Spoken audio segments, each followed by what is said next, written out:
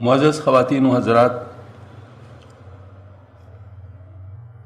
اس وقت ہماری عمر عزیز بہت تیزی کے ساتھ گزر رہی ہے، لیکن شاید بہت کم لوگوں کو اس کا احساس ہوگا کہ ہم اس وقت کو صحیح استعمال کر رہے ہیں یا غلط، کیونکہ اس پر ایمان رکھنے والے بھی توڑے ہیں کہ آخرت ہوگی اور اس میں حساب ہوگا سب چیزوں کا، اور جن کو ایمان حاصل ہے تو ان کو اس درجے کا یقین حاصل نہیں ہے کہ وہ اس بات پر اس طرح یقین کر لے جیسے ایک دیکھی ہوئی چیز پر یقین رکھتا ہو۔ تو اس وجہ سے بار بار یاد دہانی کرنی پڑتی ہے۔ اللہ پاک ارشاد فرماتے فذکر ان الذکر تنفع المؤمنین، بس یاد دہانی کر لیا کریں کیونکہ یاد دہانی سے مومنوں کو نفع ہوتا ہے، مومنوں کو نفع ہوتا ہے۔ مقصد یہ کہ پہلے ایمان تو لا چکے ہوتے ہیں، صرف یہ کہ ان کو یاد دہانی کرنی ہوتی ہے کہ اس ایمان کا تقاضا کیا ہے، تو ان کو نفع ہوتا ہے۔ جو مومن نہیں ان کو تو نفع نہیں ہوتا، ان کا تو سب سے پہلے کام یہ ہونا چاہیے کہ وہ ایمان لائے، پھر اس کے بعد باقی چیزیں ہوتی ہیں۔ تو اب یہ جو بات ہے اس کو مختلف پیرائے میں اللہ جل شانہ بھی قرآن پاک میں ارشاد فرماتے ہیں۔ آپ صلی اللہ علیہ وآلہ وسلم نے بھی مختلف طریقوں سے احادیث شریفہ میں اس کو بیان فرمایا ہے۔ ہمارے جتنے بزرگان دین گزرے ہیں یا موجود ہیں وہ بھی سب یہی بات کر رہے ہیں اور بار بار کر رہے ہیں، بلکہ بعض لوگ حیران ہو جاتے کہ ان کے پاس کوئی اور بات ہے ہی نہیں، ہر وقت یہی بات کرتے ہیں، ہر وقت یہی بات کرتے ہیں۔ تو میرا خیال میں شاید یہ ان کی ناسمجھی ہے، کیونکہ اس کے مقابلے میں جو چیز ہے وہ ہر وقت ہمارے پیچھے لگی ہوئی ہے۔ مثلا ہمارا نفس، ہمارے نفس کے جو خواہشات ہیں وہ مسلسل ہیں، ہمارے آنکھ کے لذات، ہمارے کان کے لذات، ہمارے زبان کے چٹخارے، ہمارے ذہن کی سوچیں، وہ مسلسل لگے ہوئے ہیں اور ہمیں دنیا کی طرف لے جاتے ہیں، فوری چیز کی طرف لے جاتے ہیں، آخرت سے دور کرتے ہیں۔ یہ مسلسل ان کا سلسلہ چل رہا ہے۔ تو اگر ذرا غور سے دیکھیں کہ جو خیر کی دعوت دینے والی چیز ہیں اس کے مقابلے میں کتنا فیصد ہے۔ مثال کے طور پر یہ بیان ہی لے لیں آپ، یہ بیان ہفتے میں ایک دفعہ ہوتا ہے۔ اس طریقے سے بعض لوگ مطلب سوشل میڈیا پر کچھ اچھی بات پڑھ لیتے ہیں یا سن لیتے ہیں، وہ بھی اس کے ایک پرسنٹیج ہوگا۔ کوئی کتاب اچھی کوئی پڑھ لے، وہ بھی بس بہت محدود قسم کی چیز ہوگی۔ تو جو خیر کی بات ہے، جو اللہ کی طرف بلانے والی بات ہے، جو ہمیں بہت زیادہ نظر آتا ہے وہ اصل میں بہت کم ہے، اور جو دوسری بات ہے جو اللہ پاک سے دور لے جانے والی چیز ہے وہ بہت زیادہ ہے، اس کا ہم تصور بھی نہیں کر سکتے کتنا زیادہ ہے۔ مثال کے طور پر آپ کسی بھی ظاہر مطلب کسی فنکشن میں چلے جاتے ہیں، اس فنکشن میں اللہ کو یاد کرنے والی چیزیں کتنی ہوتی ہیں، اللہ کو بھول جانے والی چیزیں کتنی ہوتی ہیں۔ مثال کے طور پر خوشی کون دیتا ہے؟ اللہ تعالیٰ دیتا ہے۔ اب دی تو خوشی اللہ نے، وسائل بھی اللہ پاک نے دیے، اس کو انجوائے کرنے کی جو لذت ہے، حاصل کرنے کی جو چیز مثال کے طور پر احساس، وہ بھی اللہ نے دی ہے، لیکن ہم کیا کرتے ہیں؟ ہم اس کی بجائے ایسے اوقات میں اللہ کو ناراض کرنے والی چیز اختیار کرتے ہیں، جو اللہ سے دور لے جانے والی چیزیں ہیں ان کی طرف لپکتے ہیں۔ تو یہ اس کا مطلب یہ ہے کہ ہم لوگ اپنے آپ کے ساتھ انصاف نہیں کرتے۔ اب ذرا اصل مضمون کی طرف آنے کے لیے ضروری ہے کہ ایسی چیز کو بار بار بیان کیا جائے۔ بار بار بھی میں اس کہتا ہوں کہ لوگ اس کو بار بار سمجھتے ہیں، ورنہ حقیقت میں تو بہت کم ہے۔ تو یہاں پر بھی اللہ پاک نے ایک بہت ہی زیادہ مؤثر ترین انداز میں یہ بات فرمائی ہے، یا ایھا الذین آمنوا اتقوا اللہ، اے ایمان والو اللہ سے ڈرو، اے ایمان والو اللہ سے ڈرو۔ وَلْتَنْظُرْ نَفْسٌ مَا قَدَّمَتْ لِغَدٍ، چاہیے کہ ہر شخص خود دیکھ بھال لے کہ وہ کل کے لیے کیا بھیج رہا ہے. مقصد یہ ہے کہ انسان کو خود اسٹیمیٹ کرنا چاہیے کہ میں کوئی اپنے لیے اچھی چیز بھیج رہا ہوں یا اپنے لیے کوئی بری چیز بھیج رہا ہوں. یہ تو ہر شخص اندازہ لگا سکتا ہے اگر تھوڑا بہت علم ہو فرض عین درجے کا، کہ گناہ اور ثواب کو جانتا ہو، معلوم ہو اس کو کہ کون سی چیز گناہ ہے کون سی چیز ثواب ہے، اس کا پتہ ہو، تو پھر روزانہ کا حساب لگا دے کہ میں نے کتنی اچھی باتیں کی اور کتنی بری باتیں کی، خود ہی اندازہ ہو جائے گا، معلوم ہو جائے گا. تو اللہ پاک فرماتے ہیں کہ چاہیے کہ ہر شخص خود دیکھ بھال لے کہ کل کے لیے وہ کیا بھیج رہا ہے. واتقوا اللہ، اور اللہ سے ڈرو. ان اللہ خبیر بما تعملون، بے شک اللہ پاک جو کچھ تم کرتے ہو اس سے اچھی طرح واقف ہے. اب یہاں پر 2 دفعہ اتقوا اللہ آیا ہے. یا ایھا الذین آمنوا اتقوا اللہ، یہاں پر بھی آئے، اخیر میں بھی آئے واتقوا اللہ ان اللہ خبیر بما تعملون. یعنی پہلی دفعہ جو واتقوا اللہ آیا ہے وہ اصل میں اس لیے آیا ہے تاکہ خبردار کر لے کہ یہ کام کتنا اہم ہے، اس کا کرنا کتنا ضروری ہے. پہلی دفعہ تو اس لیے آیا ہے. دوسری دفعہ اس لیے آیا کہ یہ کوئی معمولی حساب نہیں ہے. یعنی تم یہ نہیں کہہ سکتے ہو کہ میں کوئی ڈاج کر لوں گا، میں کوئی بات چھپا دوں گا، میں کوئی آگے کر لوں گا پیچھے کر لوں گا، یہ وہاں یہ چیز ممکن ہی نہیں. پہلے سے اللہ تعالیٰ کو ساری چیزوں کا پتہ ہے. یعنی جن چیزوں کا شاید ہم بھول گئے ہوں، ہمیں یاد نہ ہو کہ ہم نے یہ کام کیا ہے، کبھی کبھی بھول جاتے ہیں انسان، لیکن اللہ پاک کے سامنے تو ہے. بلکہ بعض لوگ انکار بھی کر لیں گے کہ ہم نے تو ایسا نہیں کیا. اللہ تعالیٰ ان کے سامنے عمل نامہ کر لیں گے، اس عمل نامے وہ چیزیں ان کو ہوتی ہوئی نظر آئیں گی. یعنی اس طرح نہیں کہ لکھی ہوئی نظر آئیں گی، ہوتی ہوئی نظر آئیں گی. اور وہ چیخ اٹھیں گے کہ اللہ پاک نے تو کوئی چھوٹی چیز بھی نہیں چھوڑی، بڑی چیز بھی نہیں چھوڑی. تو اس کا مطلب ہے کہ ساری چیزیں پہلے سے موجود ہیں اور موجود رہیں گی وہاں تک. ہاں اللہ تعالیٰ نے آپ کو اختیار دیا ہوا ہے، جس وقت بھی اس کو ختم کروانا چاہے تو کر سکتے. اچھا، اب انسان حیران ہو جاتے ہیں، کمال ہے ہمارے پاس کیسی طاقت ہے کہ ہم ہر وقت اس کو ختم کر سکتے. کون ہے جو اس کو ختم نہیں کرنا چاہے گا؟ یہ سوال ہو سکتا ہے پیدا. لیکن اگر میں ابھی عرض کر لوں کہ بالکل ہر شخص کے ساتھ یہ طاقت موجود ہے، ہر شخص کے ساتھ یہ ماشاءاللہ یعنی اختیار موجود ہے کہ وہ جس وقت بھی اپنے گزشتہ گناہوں کو ختم کرنا چاہے تو ختم کر سکتے. اور وہ ہے توبہ. انسان توبہ کر لے موت سے پہلے جب بھی توبہ کرے اللہ تعالیٰ توبہ قبول فرماتے ہیں. اس کے اندر کوئی رکاوٹ نہیں ہے. اللہ تعالیٰ نے فرمایا وَلَا تَقْنَطُوا مِن رَحْمَتِ اللَّهِ إِنَّ اللَّهَ يَغْفِرُ الذُّنُوبَ جَمِيعًا. بے شک فرمایا کہ جو ہے نا مطلب اللہ پاک کی رحمت سے مایوس نہ ہونا، بے شک اللہ تعالیٰ تمام گناہوں کو بخش دیتا ہے. جمیع کا لفظ ہے. اب اللہ پاک کا جمیع کیسے ہوگا؟ اس سے کوئی چیز بچ سکتی ہے؟ اس وجہ سے اگر ہم آج توبہ کر لیں گزشتہ گناہ سارے معاف ہو جائیں گے. توبہ کوئی مشکل بھی نہیں ہے. شیطان جو ہے نا جو اصل چیز ہے اس کو مشکل کر دیتا ہے. وہ کہتے ہیں یہ بہت مشکل چیز ہے، اور جو گناہ کی چیزیں ہوتی ہیں اس کو بہت آسان دکھاتا ہے، بہت آسان دکھاتا ہے. وَزَيَّنَ لَهُمُ الشَّيْطَانُ أَعْمَالَهُمْ، اور شیطان نے ان کے اعمال ان کے لیے زیادہ خوبصورت بنا کر دکھا رہی ہے. تو یہ ہے کہ شیطان جو ہے نا اس طرح کرتا ہے. اب توبہ کتنا آسان ہے لیکن اس کو بہت مشکل کر کے دکھایا. یہ کیسے ہو سکتا ہے؟ پھر تم سے غلطی ہو جائے گی، پھر تم سے غلطی ہو جائے گی. پھر اس توبہ کا کیا فائدہ؟ اس توبہ کا کیا فائدہ بتاتا ہوں. تم ابھی توبہ کر لو، گزشتہ سارے گناہ معاف ہو جائیں گے، تمہارا نیہ رجسٹر کھل جائے گا. پھر اس کے بعد جو تم اچھے کام کرو گے وہ لکھے جائیں گے، جو برے کام کرو گے وہ بھی لکھے جائیں گے. اگلے دن آپ نے پھر توبہ کر لیا، پھر وہ معاف ہو گئے. پھر اس کے بعد آپ کا رجسٹر کھل جائے گا نیہ. پھر آپ سے غلطیاں ہو رہی ہیں، ٹھیک کام کر رہے ہو، اچھے کام کر رہے ہو، تو اب ظاہر مطلب ہے کہ وہ اچھے کام تو آپ کے محفوظ رہیں گے. اگلے دن پھر توبہ کر لیں، آپ کے وہ سارے گناہ معاف ہو جائیں گے. تو یہ مطلب یہ کوئی ایسی بات نہیں کہ اللہ پاک نعوذ باللہ من ذالک سے تک جاتا ہے کہ معاف کرنے سے نہیں. اللہ جل شانہ کی صفت عفو یہ ڈومیننٹ ہے، اور یہ مطلب جو ہے نا ہر چیز کے اوپر حاوی ہے. لہذا جتنے بار بھی توبہ کرنا چاہو گے اللہ پاک معاف فرماتے رہیں گے. اب یہ وہ بات ہے جو شیطان چھپاتا ہے. شیطان اس کی طرف سوچنے نہیں دیتا.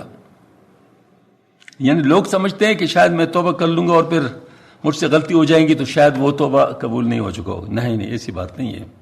وہ توبہ قبول ہو گیا, اب اس کے بعد غلطی کرو گے تو پھر دوبارہ یقیناً آپ کے پاس آپشن موجود ہے, اب آپ توبہ کر لو پھر معاف ہو جائے گا. اب میں ایک مثال دیتا ہوں. مثال کے طور پر ایک شخص ہے, اس کے 60 سال عمر ہے. 2 آدمی ہیں, 2 کی 60 سال عمر ہے. ایک آدمی نے آج توبہ کر لیا اور کل فوت ہو گیا. دوسرے آدمی نے توبہ نہیں کی اور کل فوت ہو گیا, اور دونوں کی عمریں ایک جیسی ہے. ایک آدمی کے ساتھ 60 سال اور 1 دن کا حساب ہوگا, دوسرے کے ساتھ صرف 1 دن کا حساب ہوگا. اب کتنا فرق ہے؟ بہت بڑا فرق ہے. کہاں 1 دن اور کہاں 60 سال اور 1 دن. اور اگر اس دن بھی توبہ کیا ہو تو جتنے گھنٹے اس کے بعد گزرے اس کا حساب ہوگا, اور اگر اس کے بعد بھی توبہ کیا ہو تو جتنے منٹ اس کے بعد گزرے اس کا حساب ہوگا. اور اگر کوئی توبہ کر لے اور فوت ہو جائے تو سبحان اللہ, بس ٹھیک ہے, پاک اس دنیا سے چلا گیا. مقصد یہ ہے کہ اللہ پاک اسے تکتے تو نہیں ہے. اللہ جل شانہ معاف کرتے ہوئے نہیں تکتے, اللہ پاک دیتے ہوئے بھی نہیں تکتے. اس وجہ سے اللہ پاک جب انسان دعا کرتا ہے تو دعا کرنے کا باقاعدہ حکم ہے, فادعونی استجب لکم, بس مجھ سے مانگو میں دوں گا, مجھ سے مانگو میں دوں گا. یہ حکم عام ہے, سب کے لیے ہر وقت ہے. یہ مطلب کوئی ایسی بات نہیں ہے کہ تم مجھ سے مسجد میں مانگ سکتے ہو, بازار میں نہیں مانگ سکتے. نہیں, اگر گناہوں کی جگہ ہے نا, گناہوں کی جگہ جہاں سب لوگ گناہوں میں لگے ہوئے ہیں, اس وقت ہے کہ اللہ پاک سے مانگے کہ اللہ مجھے اس سے بچا دے.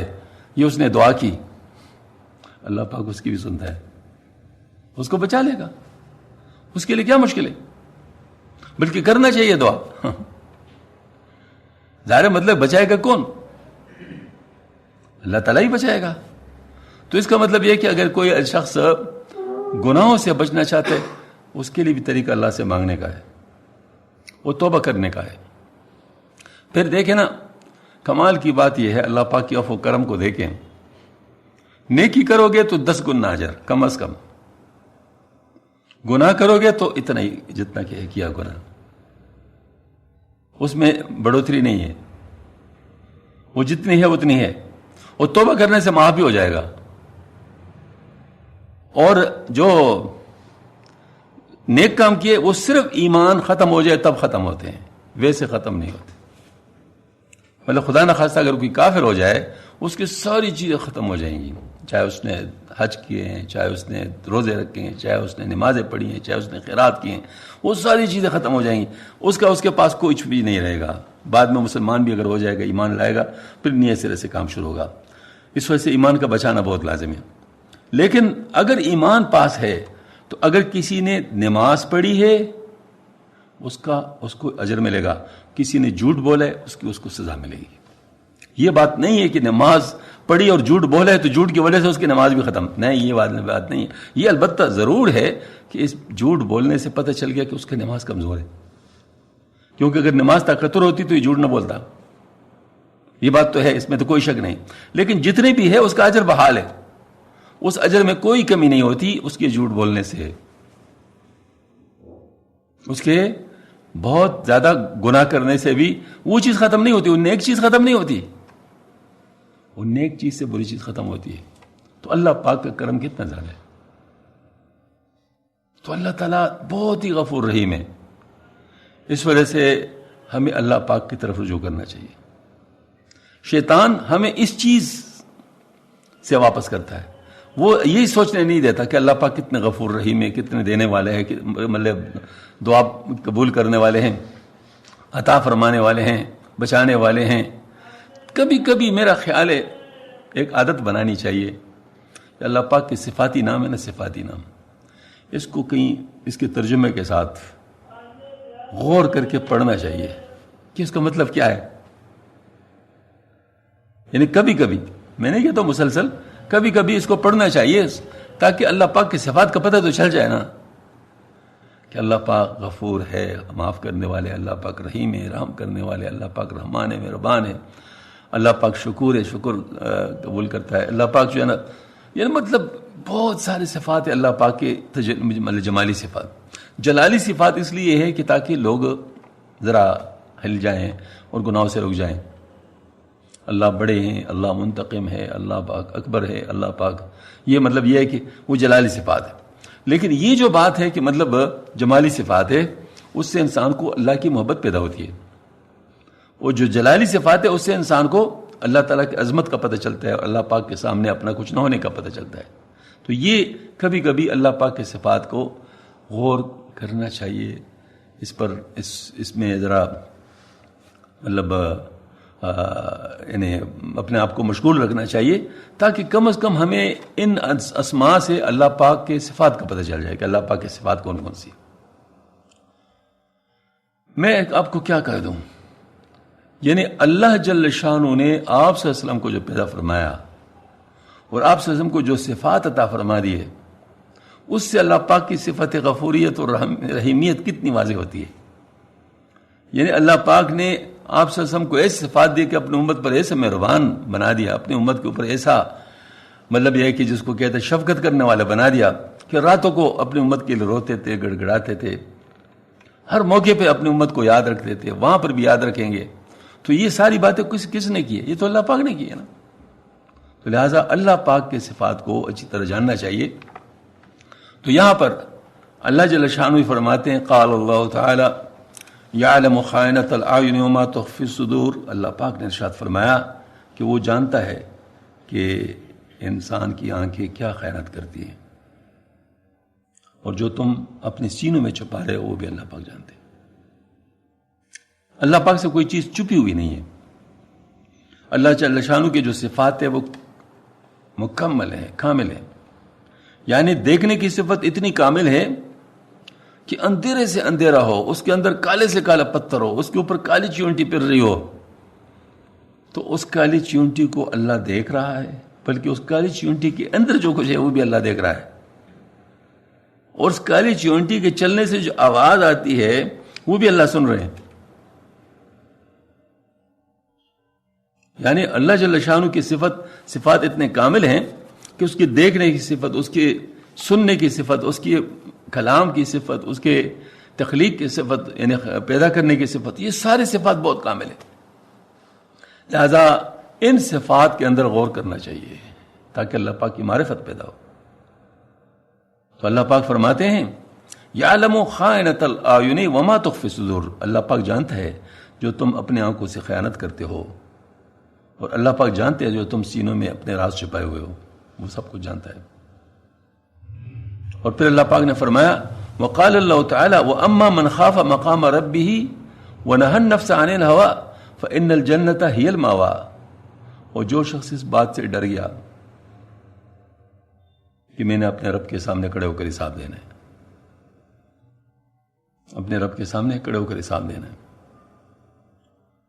تو اور اپنے نفس کو برائیوں سے روک دیا، اور اس کے رذائل سے، اس رذائل کے پیچھے چلنے سے روک دیا، تو پھر اللہ پاک نے قانون بنا دیا فإن الجنۃ ہی المأوى، بس جنت اس کا ٹھکانہ ہے.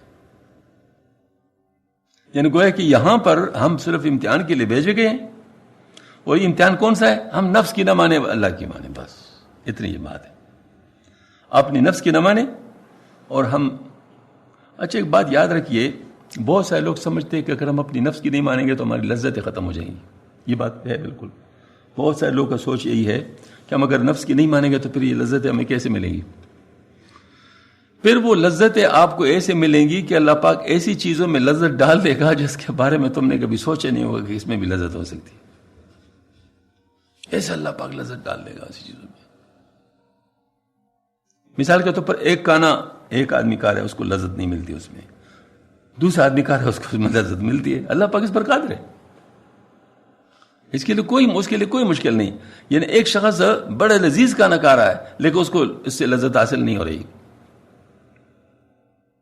اور دوسرا شخص خشک روٹی کھا رہا ہے، کچھ بھی نہیں اس کے پاس، اس کو اس میں ایسی لذت مل رہی کہ سبحان اللہ. ہاں جی، ایک آدمی جھونپڑی سے گھر میں ہے، وہ مطمئن اور سکون سے ہے، اور دوسرا آدمی محل میں ہے، عالی شان محل میں، وہ پریشان ہے، انگزائٹی میں مبتلا ہے، ڈپریشن میں مبتلا ہے، پریشان ہے. ایک دفعہ ایک خاتون کا مجھے فون آیا ایبٹ آباد سے، عجیب بات ہے، آپ تشریف لائیں، ایبٹ آباد سے. تو رو رہی تھی کہ شاہ صاحب آپ ہمارے لیے دعا کر لے، مشکل حالات ہیں۔ میں نے کہا کیا مشکل حالات ہے؟ کہتے میرا میاں ریٹائر ہو گیا۔ میں نے کہا کس پوسٹ پر ریٹائر ہو گیا؟ کہتے کرنل کے پوسٹ پر۔ اب مجھے حیرت ہوئی، میں نے کہا کرنل کے پوسٹ پر، تو اس میں رونے کی کیا بات ہے، یا اس میں پریشان ہونے کی کیا بات ہے؟ وہ آخر کچھ بینیفٹس ہوتے ہیں، اس کے ساتھ تمام چیزیں ہوتی ہیں، یہ تو نہیں ہوتی کہ عمر بھر ساری وہی چیزیں رہیں گی۔ خیر، لیکن بہرحال پریشان تھی بہت زیادہ۔ مجھے حیرت اس لیے ہوئی کہ کچھ ہی دنوں پہلے ہمارے ایک ساتھی لانس نائک ریٹائر ہوئے تھے۔ میں نے اس سے پوچھا، میں نے کہا ریٹائرمنٹ کے بعد کیا ارادہ ہے، کیا کرنا ہے؟ ہوتے ہیں اکثر لوگ مطلب دوسرے جاب وغیرہ تلاش کرتے ہیں، کہتے گاؤں میں رہیں گے۔ تو میں نے کہا کچھ کرنا ورنا نہیں ہے؟ کہتے 6,000 روپے پینشن ملتی ہے اور ہم گاؤں کے لوگ ہیں، گاؤں میں ایسے گزارا ہو جاتا ہے۔ اور مجھے اس لانس نائک کی بات یاد تھی، تو میں اس لیفٹنٹ کرنل کی بیوی کے بات پہ حیران ہوا یا نہیں ہوتا ہے نہ ہوتا؟ حیران تو ہوا میں کہ بھئی کمال کی بات ہے، ان کو اتنے سارے بینیفٹس کے ساتھ ریٹائر کیا گیا ہے، یہ پریشان ہیں۔ اور کمال کی بات ہے لیفٹنٹ کرنل سے جنرل زیادہ پریشان ہوتے ہیں جب ریٹائر ہوتے ہیں۔ ان کے مسائل اپنے ہوتے ہیں، اپنے الگ مسائل ہوتے ہیں، ہمارے پاس تو آتے ہیں نا، ہمیں تو معلوم ہے نا کہ کیا کیا ہو رہا ہے ان کے ساتھ۔ تو اس کا مطلب یہ ہے کہ یہ ساری باتیں کیا ہے؟ اطمینان قلب جو ہے چیزوں میں نہیں ہے۔ آپ کسی کو کنڈیشن میں بٹھا دے، اگر اللہ نے اطمینان نہیں دینا وہ پریشان ہوگا، ڈاکٹروں کے پاس جائے گا، علاج کے لیے جائے گا، اینٹی ڈپریسنٹ کھائے گا، نیند ان کو نہیں آئے گی، یہ ہوگا وہ ہوگا۔ دوسرا آدمی کہتے ہیں یہ غالباً فورڈ تھے، یہ بہت بڑے مطلب جو ہے نا وہ تھے، مطلب یعنی دنیا کے بڑے مالدار آدمی تھے، یہ فورڈ گاڑیاں وغیرہ جو چلتی تھی۔ تو وہ ایک دفعہ بالکونی پہ کھڑے تھے، اس کو بھی نیند کا مسئلہ تھا۔ تو ایک آدمی کو دیکھا، مزدور ہوگا ظاہر کوئی، وہ آیا، کوئی نہر سا چشمہ سا تھا، وہ بہ رہا تھا، اس کے پاس بیٹھ گیا، کچھ اس کے پاس چیز تھی، کوئی کھول دیا ڈبہ، اس سے کھا لیا اور بس ڈبے کے اوپر سر رکھتے سو گیا۔ تو اس نے اپنے ملازموں سے کہا کہ اگر یہ اس بات پر قادر ہو کہ مجھے یہ چیز دے سکتا ہو تو میں اپنا سب کچھ اس کو دینے کے لیے تیار ہوں۔ اگر یہ چیز جو اس کے پاس ہے کہ اتنا آرام سے اس کو نیند آ گئی یہ اگر مجھے دے سکتا ہو تو میں اس کو سب کچھ دے سکتا ہوں۔ لوگ ایسے ہیں جن کو ہم بہت خوشحال سمجھتے ہیں نا، آپ یقین جانیں آپ کو کچھ بھی پتہ نہیں ہے کہ اس کا حال کیا ہے۔ ہمارے گھر والے ایک دفعہ جا رہے تھے کہ کوئی اس کے ساتھ ملی، اسلام آباد کی کوئی، تو جس گھر میں گئے تھے انہوں نے اپنا حالت اظہار سنا دیا تھا ان کو، ہاں جی کہ کیا کیا مسائل تھے۔ تو انہوں نے مطلب بنگلوں کے اوپر کیسے نے کہا کہ دیکھ لیں، آپ نے کہا ایک جگہ سے تو ہم آئے تو وہاں کیا حالات ہے۔ تو اندرونی حالات کا کوئی پتہ نہیں کہ اندرون لوگ کے ساتھ کیا کیا ہو رہا ہے۔ اور یہ بات بالکل ایسی ہے کہ اطمینان جو ہے یہ اللہ کے پاس ہے۔ اللہ بذکر اللہ تطمئن القلوب، آگاہ ہو جاؤ، دلوں کو اللہ تعالیٰ کی یاد سے اطمینان ہو جاتا ہے۔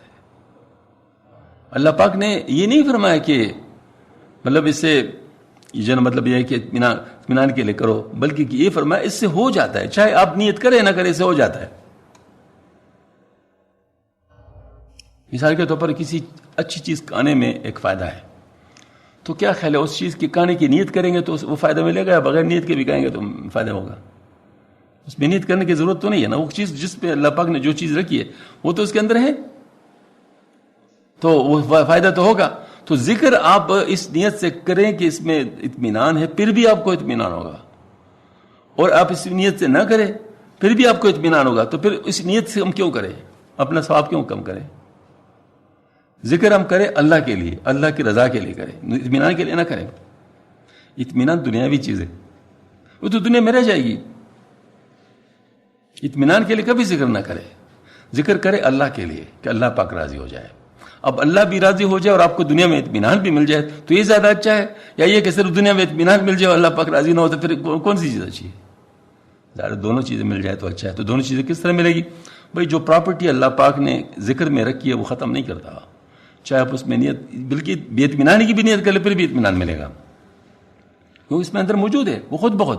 الا بذکر اللہ تطمئن القلوب۔ تو تو اس وجہ سے ہم لوگ جو ذکر کرتے ہیں اس میں ہم لوگ اطمینان کی بالکل نیت نہ کریں. نماز کے اندر جو فوائد ہے دنیاوی، چاہے آپ اس میں نیت کرے نہ کرے وہ ملیں گی، لیکن آخرت کی چیزیں تب ملیں گی جو اس کی نیت کرو گے. معاملہ الٹا ہے. آخرت کی جو نعمت ہے اس کی نماز کے ساتھ اٹیچ ہے، وہ نیت سے ملتی ہیں. انما الاعمال بالنیات. اور جو دنیا کی چیزیں بغیر نیت کے بھی مل جاتی ہے اس میں. مثال کے طور پر بعض ڈاکٹر کہتے ہیں جی جب آپ سجدہ لگاتے ہیں تو بلڈ سرکولیشن مطلب ہیڈ کی طرف آ جاتا ہے اور سر کی ضرورت پوری ہو جاتی ہے اور پھیپھڑوں کو بھی فائدہ ہوتا ہے اور یہ ہوتا ہے. وہ سارا لمبا چوڑی کہانی وہ بتاتے ہیں. ان کو بتانے دو، ان کا کام ہے، ہمارا کام نہیں ہے. ہمارا کام کیا ہے؟ نماز کس لیے ہم پڑھ رہے ہیں؟ اللہ کے لیے پڑھ رہے ہیں. ایاک نعبد و ایاک نستعین. ہم تیری ہی عبادت کرتے ہیں اور تجھ ہی سے مدد چاہتے ہیں. یہ ہے نماز کا مسئلہ. ہم نے اس لیے نہیں پڑھنی کہ اس میں ہمیں کوئی مزہ مل جائے، ہمیں اس میں کوئی اور بات مل جائے.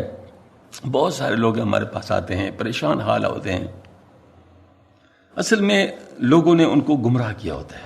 صحیح بات عرض کرتا ہوں. لوگ اپنے اپنے مقاصد کی وجہ سے لوگ گمراہ کرتے ہیں. مثال کے طور پر سب سے پہلے ان کا عقیدہ اپنے اوپر بناتے ہیں کہ میں یہ کر سکتا ہوں، میں یہ کر سکتا ہوں، میں یہ کر سکتا ہوں، میں یہ کر سکتا ہوں. یہ عامل لوگ اس طرح کرتے ہیں. لوگ ہوتے ہیں نا، وہ بڑے بڑے بینر لگے ہوتے ہیں. کیا ہوتے ہیں؟ ہر مراد پوری ہو جائے. یہ دعویٰ کوئی کر سکتا ہے؟ بھائی تو خدا تو نہیں ہے. ہر مراد تو اللہ پاک پوری کر سکتے، کوئی اور تو پوری نہیں کر سکتا. بلکہ میں کہتا ہوں کہ یہ بیچارے کیوں اس طرح خوار ہو رہے ہیں؟ اگر یہ ہر مراد پوری کر سکتے، اپنی ساری مرادیں پوری کریں نا. پھر باقی لوگ کی اگر مرادیں پوری کرتے تو اپنے مرادیں کیوں نہیں پوری کرتے؟ سارے فراڈ ہے. اب فراڈوں کی دنیا میں چل رہے ہیں لوگ. نتیجہ کیا ہے؟ لوگوں نے سمجھا ہوا ہے کہ بس فلاں چیز تو یہ کرے گا، فلاں چیز تو یہ کرے گا. یہ مشرکین نے جو بت بنائے ہوتے تھے تو اس چیز کا فلاں بت ہے اور اس چیز کا فلاں بت ہے، اس چیز کا فلاں بت ہے اور اس چیز کا فلاں بت ہے. یہ لوگوں نے باقاعدہ بنائے ہوتے تھے. تو ان کے پاس جا کر اپنے وجین پورا. ابھی بھی انڈیا میں کورونا مائی کا بت بنایا ہوا ہے، یعنی اسپیشل اب کورونا مائی کی بھی پوجا ہو رہی ہے. ہاں جی. تو یہ مطلب ظاہر ان لوگوں نے اس قسم کے کام تو کیے تھے. اب یہ چیزیں آتی ہیں ہمارے ہاں بھی، کسی نہ کسی طریقے سے ریفلیکشن ہم پر بھی پڑتی ہے اور ہمارے ذہنوں کے اندر بھی یہ چیزیں آ جاتی ہیں. فلاں وظیفہ پڑھ لو گے تو یہ ہو جائے گا، فلاں کام کر لو گے تو یہ ہو جائے گا، فلاں کام کر لو گے تو یہ ہو جائے گا. ہم کہتے ہیں بھئی سارے وظائف کا نچوڑ اللہ پاک سے مانگنا. فادعونی استجب لکم. تجھے اللہ پاک سے زیادہ کوئی سمجھ نہیں سکتا اور تجھے اللہ تعالیٰ کے علاوہ کوئی اور ایسا دے نہیں سکتا.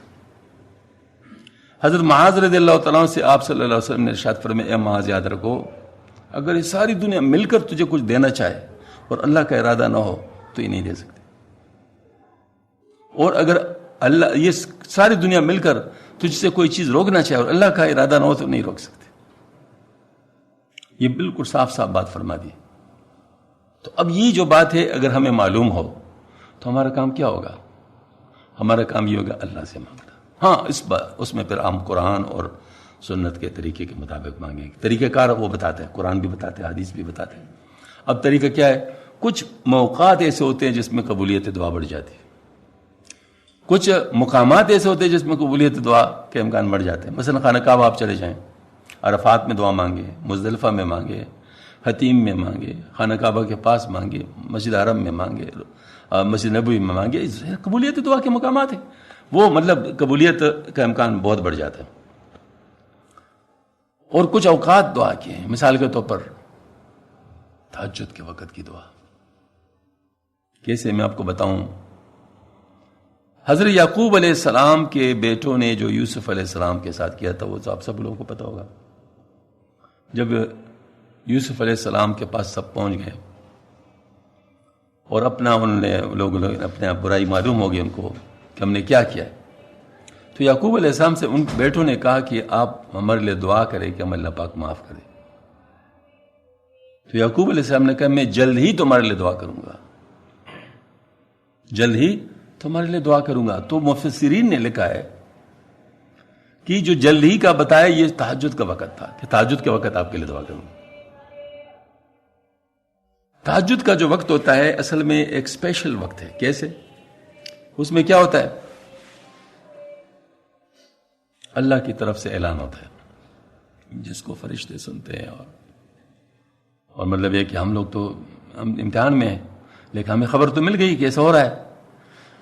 اعلان ہوتا ہے اللہ تعالیٰ کی طرف, ہے کوئی مجھ سے مانگنے والا کہ میں اس کو دوں, ہے کوئی پریشان حال کہ اس کی پریشان دور کروں, ہے کہ مصیبت زدہ کہ اس کی مصیبت ختم کروں, ہے کوئی ایسا, ہے کوئی ایسا, ہے کوئی ایسا.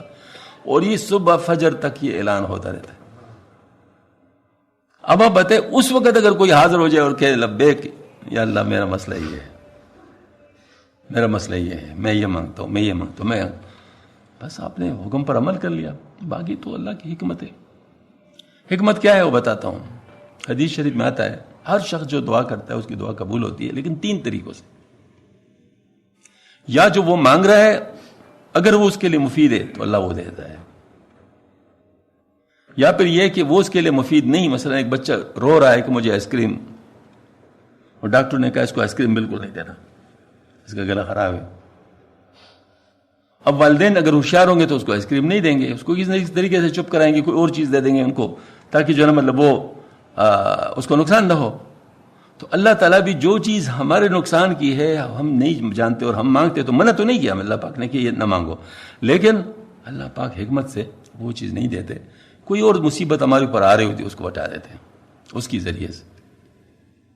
اور یا پھر یہ ہوتا ہے کہ اللہ پاک اس کے لیے وہاں قیامت میں اس کو ذخیرہ کر دیں گے اس دعا کے بدلے میں. اور اس کے بارے میں ہے کہ ایک شخص کو کہا جائے گا کہ یہ تمہارا اجر ہے, تو وہ کہ حیران ہو گیا, اللہ میں تو یہ کام نہیں کیا, یہ سارے کام تو میں نے نہیں کیا, تو اس طرح کہاں سے یہ اجر آ گیا؟ کہ یہ تو نے دعائیں کی تھی نا, تو جو دعائیں تیرے قبول نہیں ہوئی تھی وہاں پر تجھے نظر آیا تھا کہ قبول نہیں ہوئی, یہ ان کا اجر ہے. تو کہ کاش میرے کوئی دعا قبول نہ ہوتی ادھر.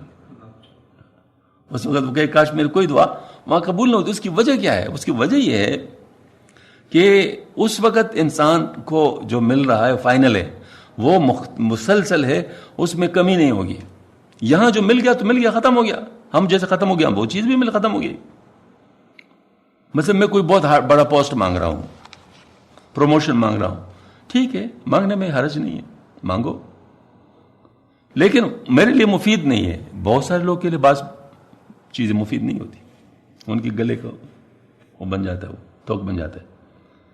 تو اللہ تعالیٰ اس کو بچانا چاہتے ہیں, وہ نہیں دیتے. اس طرح کوئی اور مسئلہ بھی نہیں ہوتا. نتیجتاً کیا ہوتا ہے, وہاں پر اجر ہو جاتا ہے. اب جب وہاں پر اجر ہوتا ہے تو وہاں تو اب جو ملا ہے وہ تو ہمیشہ کے لیے, لہٰذا وہ خوش ہوتا ہے اور کہتے ہیں کاش میرے کوئی دعا قبول نہ ہوتی. لیکن اس وقت تو ظاہر جو کچھ ہونا ہوتا ہے وہ ہو چکا ہوتا ہے. تو اس کا مطلب یہ ہے کہ دعا مانگنے میں کسی طریقے سے بھی کوئی نقصان نہیں ہے, کوئی محرومی نہیں ہے. فرق, اب مثال کے طور پر میں دن میں 1000 دعائیں کروں, مثال کے طور, اس میں میری 25 دعائیں قبول ہو جائیں اور 975 قبول نہ ہو, اور 975 دعاؤں کی مطلب جگہ پہ مجھے وہاں پر وہ نصیب ہو جائے. اب میں اس وقت کہوں کہ کاش میں نے 2000 دعائیں کی ہوتی. بھائی کس نے روکا تھا, کس نے روکا تھا؟ کرو نا, کس نے منع کیا؟ 2000 کر لو, 5000 کر لو, کس نے روکا تو نہیں. لیکن شیطان کب چھوڑتا ہے؟ شیطان مایوس کرتا ہے, اس کا کام یہی ہے. دیکھو اتنے دفعہ تم دعا کر رہے ہو, اللہ تیرا سنتا ہی نہیں. نعوذ باللہ من ذالک. اللہ نہیں سنے گا تو کون سنے گا؟ تو یہ جو بات ہے, مطلب یہ ہے کہ شیطان اس طرح وہ کرتے ہیں کہ بعض دفعہ ایسی زبان سے بھی بات نکل جاتی ہے. اللہ پاک ہماری حفاظت فرمائے. کلمہ کفر ہے. ہاں جی. تو یہ میں اس لیے عرض کرتا ہوں کہ یہ اس قسم کی بات یعنی سنائی دیتی ہے, تو ہمیں ذرا اپنے آپ کی حفاظت کرنی چاہیے. ایسے ماحولوں میں اگر ہم رہتے ہیں تو ہم اپنی حفاظت کے لیے بھی کوئی بندوبست کرنا چاہیے. کچھ ایسی جگہ بھی ہمارے پاس ہونی چاہیے جہاں ہمیں بچانے کا انتظام ہو, کچھ سمجھانے کا انتظام ہو.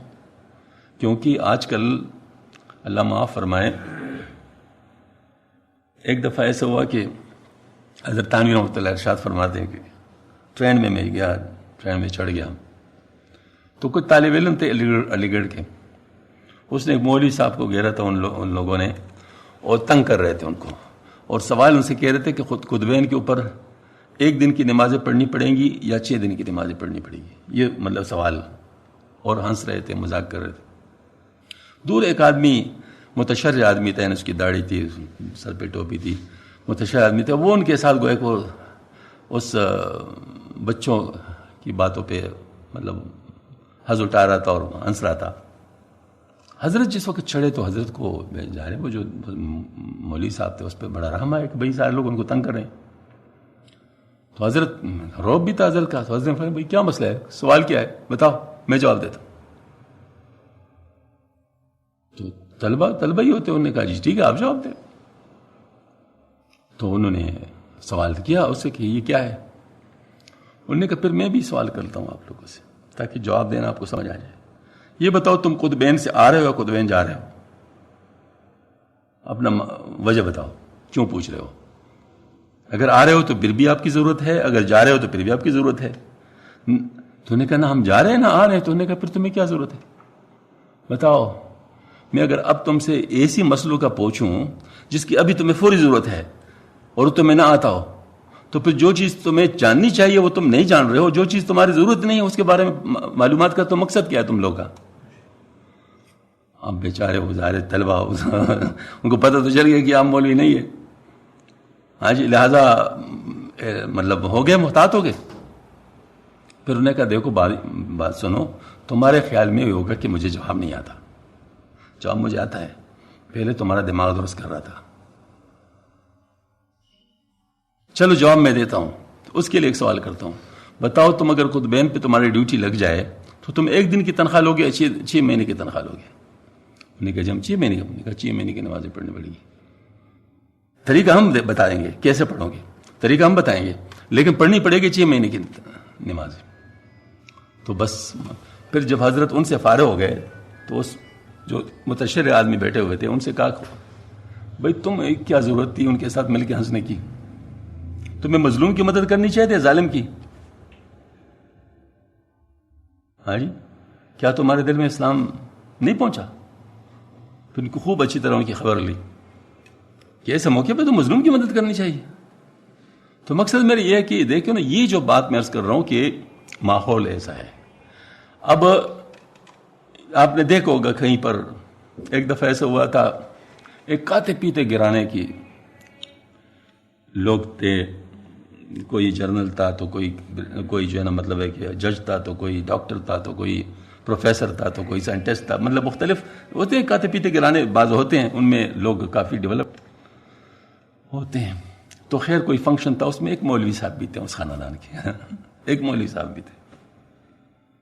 اب ان باقی لوگوں نے طے کر لیا کہ اس مولوی کو تنگ کرنا ہے، اور یہ آج کل عام ہے، مطلب اس میں کوئی ایسی بات نہیں ہے کہ یہ کوئی اچنبے کی بات ہے، آج کل یہ ایسے ہی ہوتا ہے، ہم خود دیکھتے ہیں، اپنے آنکھوں سے دیکھتے ہیں۔ تو اس مولوی کو تنگ کرنے کے لیے ان نے آپس میں ہانگ کانگ میں پروگرام بنا ڈالا۔ تو ایک نے کہا یا ذرا بتاؤ ڈاکٹر صاحب آپ کے کیا فرنج بینیفٹس ہیں، بتائیں نا ذرا تھوڑا سا۔ تو ڈاکٹر صاحب نے اپنے سارے حوال بتا دیے۔ جنرل صاحب سے پوچھے جنرل صاحب آپ کو کیا ملتا ہے؟ اس نے اپنے چیزیں بتائیں۔ اچھا جناب انجینئر صاحب آپ کا کیا ہے؟ انجینئر صاحب نے بتایا۔ اس طرح سب نے اپنے بتایا تھا۔ آخر میں جس کے لیے سارا پروگرام تھا مولوی صاحب کے لیے، مولوی صاحب آپ کو کیا مل رہا ہے؟ مولوی صاحب نے ذرا ہلکی آواز سے کہا کہ میری تنخواہ ابھی شروع نہیں ہوئی ہے۔ ابھی تک آپ کو تنخواہ نہیں مل رہی؟ انہوں نے کہا گزارا الاؤنس مل رہا ہے، تنخواہ تو آخرت میں ملے گی۔ بس سب کے اوپر ٹھنڈک چاہ گیا، مجھے تو صرف گزارا الاؤنس مل رہا ہے، یہاں پر تنخواہ تو ادھر ملے گی۔ تو ماحول ایسا ہے، ماحول میں ڈسکریجمنٹ ہے ان لوگ کے لیے جو حق پر ہیں، لیکن یہ ڈسکریجمنٹ پہ ہمیں پریشان نہیں ہونا چاہیے۔ آخر ایک دور آپ صلی اللہ علیہ وسلم کا تھا کہ آپ صلی اللہ علیہ وسلم کی کتنی ڈسکریجمنٹ ہوتی تھی۔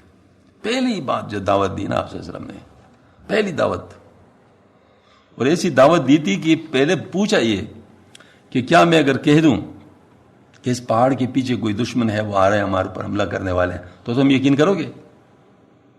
تو سب نے بآواز بلند کہا کیوں نہیں، ہم نے آپ کو صادق اور امین ہی پایا۔ اس پوزیشن کے ساتھ آپ صلی اللہ علیہ وسلم نے دعوت دی، ایک اللہ کی اور شرک سے منع کرنے کی. یہ جب دعوت دی، سب سے پہلے چچا اس کے ابو لہب، اس نے مطلب اس کی طرف پھینکا اور کہا کہ تبت یداک، مطلب تیرا ہاتھ ٹوٹ جائیں، تم نے ہمیں ہمارے اس لیے جمع کیا تھا. اور سب نے پھر مذاق اڑانا شروع کر لیا اس شخص کا جن کو خود صادق الامین کہتے تھے. ایسی حالت. عبداللہ بن سلام رضی اللہ تعالیٰ جو مسلمان ہوئے، یہودی عالم تھے، تو عبداللہ بن سلام رضی اللہ عنہ نے آپ صلی اللہ علیہ وسلم سے عرض کیا، یا رسول اللہ میرے قوم کو آپ نہیں جانتے، میں ذرا آپ کو ان کا تعارف کراتا ہوں کہ یہ کس قسم کے لوگ ہیں، تاکہ بعد میں آپ کو پریشانی نہ ہو. میں چھپ جاتا ہوں پیچھے، آپ میرے بارے میں ان سے سوال کر لیں کہ یہ کس قسم کا ہے، پھر میں آؤں گا باہر اور میں کلمہ زور سے پڑھوں گا، پھر آپ دیکھیں کہ میرے بارے میں کیا کہتے ہیں. ٹھیک ہے. اب آپ صلی اللہ علیہ وسلم نے ان کے قوم سے پوچھا، عبداللہ بن سلام جبکہ بیٹھے رہے، عبداللہ بن سلام آپ لوگوں میں کیسے ہیں؟ انہوں نے کہا شریف آدمی، شریف کا بیٹا ہے، بہت شریف ہے، اور ایسے اور ایسے اور ایسے، مطلب ظاہر ہے زمین اسخاف کے قابل ملا دی اس میں. اتنے میں عبداللہ بن سلام پیچھے سے آئے، اشہد ان لا الہ الا اللہ اشہد ان محمد رسول اللہ. اب جیسے کہنا تھا کہتے ہیں رزیل آدمی، رزیل کا بیٹا، اور ایسے اور ایسے اور ایسے، ساری بات الٹ ہو گئی. تو عبداللہ بن سلام نے کہا یا رسول اللہ یہ حالت ہے، ان کی صورتحال ایسی ہے.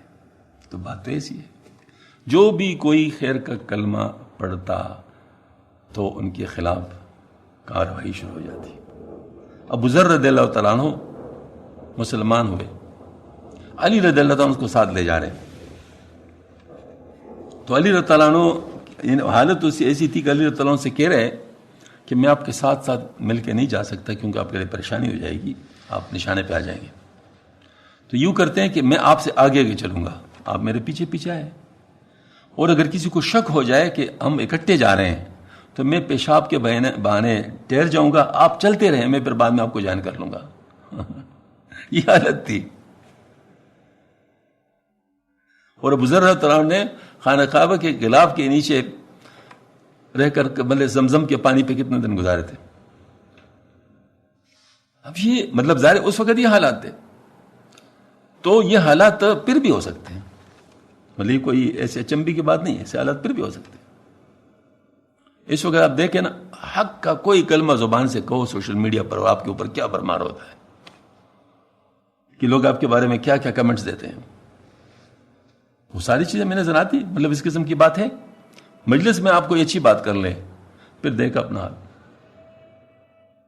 تو یہ باتیں ہیں، لیکن ان کو ہم نے اپنے لیے رکاوٹ نہیں بننے دینا، بلکہ اس کو اجر کا ذریعہ سمجھنا ہے.